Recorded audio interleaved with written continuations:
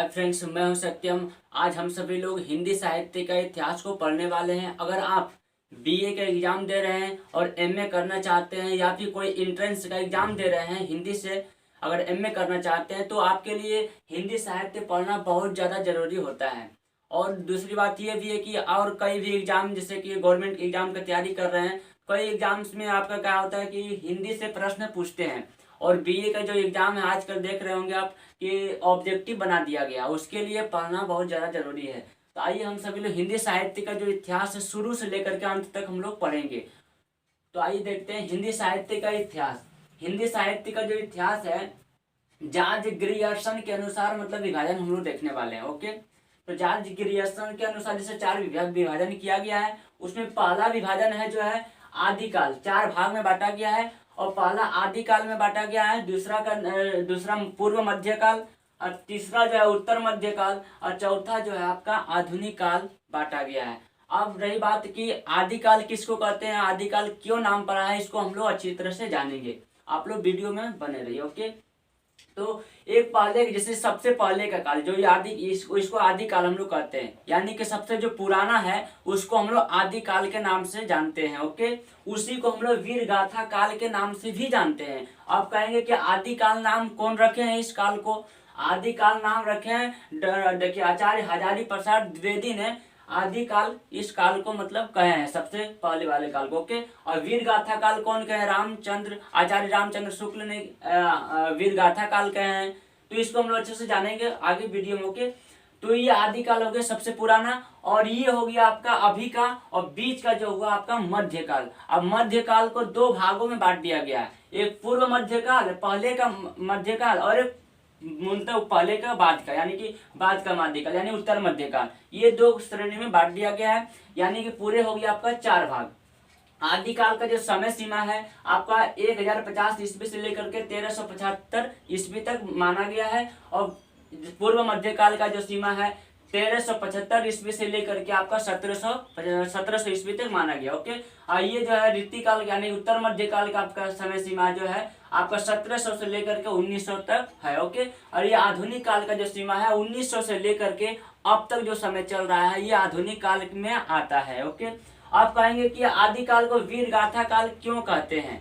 आदिकाल को वीर गाथा काल इसलिए कहते हैं क्योंकि जो भी आदिकाल में रचनाएं हुई है वो वीरताओं के आधार पर, यानी कि उसमें वीरताओं का वर्णन मिलता है। मतलब जो भी वीर पुरुष हुए उनके जीवन परिचय से रिलेटिव जो भी रचना है मिलती है, इसलिए इसको वीर गाथा काल के नाम से भी हम लोग जानते हैं। ओके, अब पूर्व मध्यकाल को भक्ति काल क्यों कहते हैं, इसमें जो है भक्ति काल इसलिए कहते हैं क्योंकि इसमें कुछ न कुछ आध्यात्मिक मतलब रचनाएं मिलती है, कुछ श्लोक मिलते हैं इस तरह से, तो इसको भक्ति काल के नाम से भी जानते हैं। और इसमें आपके कबीर हो गए, तुलसी हो गए, इन लोग कभी रहे हैं, तीन लोग अध्यात्म के से रिलेटिव थे थोड़ा अधिक, तो इसलिए भक्ति काल के नाम से हम लोग जानते हैं।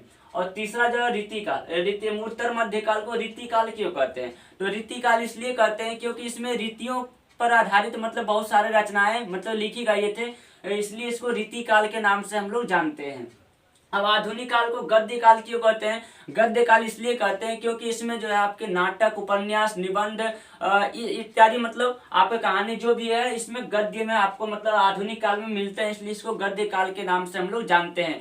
तो आप लोग इतना जान लीजिए कि जो आदिकाल का जो है आज मैं आपको इस वीडियो में बता रहा हूँ, आदिकाल का पूरा डिटेल्स आपको दे देता हूँ। इसके बाद अगला पार्ट में जो है पार्ट 2 में जो है आपको पूर्व मध्यकाल के बारे में पूरा बता दिया जाएगा। और तीसरा जो है आपका तीसरा पार्ट में बन जाएगा चौथा, यानी 4 पार्ट में वीडियो बनने वाला है।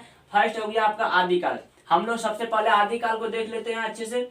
आदिकाल के जैसे जो भी नाम पढ़े, यानी कई विद्वान हुए तो सभी लोग क्या हुआ आदिकाल के अलग अलग नाम दिए हैं, तो उन नामों को हम लोग देखेंगे। क्यों देखेंगे, क्योंकि ये सभी ऑब्जेक्टिव प्रश्न बनते हैं। आप पूछ देगा कि आदिकाल जो है किस यानी किस लेखक ने आदिकाल नाम रखे, तो आप अगर जानते हैं तो हजारी प्रसाद द्विवेदी ट्रिक कर सकते हैं। वीर गाथा काल कौन कहे हैं, तो आपका आचार्य रामचंद्र शुक्ल ने बोले हैं कि वीर गाथा काल कहे आदिकाल को। और फिर देखिए महावीर प्रसाद द्विवेदी ने विजयपन काल कहे हैं। और इसके बाद जो विश्वनाथ प्रसाद मिश्र ने वीर काल कहे आदिकाल को। तो सबका जो अलग अलग अपना अपना कथन हुआ है, अपना अपना भाव को रखे, अपने तरीके से रखे हैं, तो ये सभी आपके एग्जाम में जो है प्रश्न बनते हैं। तो इसको याद करना बहुत ज़्यादा जरूरी होता है। और ये एक बात ना जान लीजिए कि ये एक जगह आपको कहीं नहीं मिलने वाला है। मतलब जैसे आप इंटरनेट पर भी देखते हैं तो एक जगह एक साथ लिखा हुआ नहीं मिलता अक्सर। अगर आपको लिखना, आपको मतलब आवश्यकता है तो इसको आप नोट कर सकते हैं, स्क्रीनशॉट ले सकते हैं। अब इसके आगे हम लोग देखने वाले हैं आदिकाल के जो भी कवि हुए हैं और उनकी रचनाएं हुई है उनको हम लोग देखने वाले हैं। और वो सभी चीज़ों को अगर आप याद कर लेते हैं तो कोई भी एग्जाम में बैठते हैं तो इतना विश्वास कीजिए कि आप आराम से कर सकते हैं अगर आता है तो। ओके, आइए हम लोग देखते हैं। ये रहा आपके सामने आदिकाल के प्रमुख कवि एवं उनकी रचनाएं। ये आपको याद करना पड़ेगा। अगर आप याद नहीं करते तो कोई फायदा इससे होने वाला नहीं है। और इसको याद करना बहुत ज़्यादा जरूरी हो जाता है क्योंकि रचनाएं जो है कई बार पूछा गया है, नहीं बल्कि बार बार पूछता ही है। तो आइए हम लोग देखते हैं। दलपति विजय का जो रचना है खुमान राष्ट्र हो गया। चंद बरदाई की जो रचना है पृथ्वीराज राष्ट्र हो गया। नरपति नाल की जो रचना है विशल देव राष्ट्र हो गया। आपका जगनी की जो रचना है परमाल राष्ट्र है। और सारंगधर की जो रचना है हमीर राष्ट्र है। और नल सिंह भाट की जो रचना है हमीर राष्ट्र, नल सिंह भाट की जो रचना है विजय पाल राष्ट्र हो गया। आपका विद्यापति की जो रचना है आपका कीर्ति लता कीर्ति पताका दावली एवं लिखनावली रचना है। केदार भट्ट की जो रचना है आपका जयचंद प्रकाश हो गया। अब्दुल रहमान को ही खुमान अमीर खुसरो के नाम से हम लोग जानते हैं, यानी अमीर खुसरो की जो रचना है संदेश राष्ट्र हो गया। और विजय सेन सूरी की जो रचना है रेवंत गिरी राष्ट्र हो गया। और जिन धर्म सूरी की जो रचना है आपका स्थूलभद्र राष्ट्र हो गया। ये आदिकाल का जो भी आपका था वो बता दिया हूँ। हाँ, कुछ प्रवृत्तियां इसमें लिखे गई है। जैसे आपका हो गया डिंगल पिंगल की जो भाषा है वो इसी काल में प्रयोग किया गया है। और इस काल में जैसे आदि काल में जो है आपका वीर रस के साथ साथ जो है श्रृंगार रस का जो है भी इसमें मतलब वर्णन मिलता है। ओके, और इसमें युद्ध का वर्णन मिलता है। तो ये आपका आदि काल का मतलब पूरा मैं बताने का कोशिश किया हूँ। अब अगला वीडियो जो बनेगा आपका पूर्व मध्य काल पर बनेगा अगला वीडियो। ओके, तो अगला वीडियो को आप जरूर देखिएगा। तो आज के लिए इतना ही, धन्यवाद। चैनल को सब्सक्राइब जरूर कीजिए। ओके।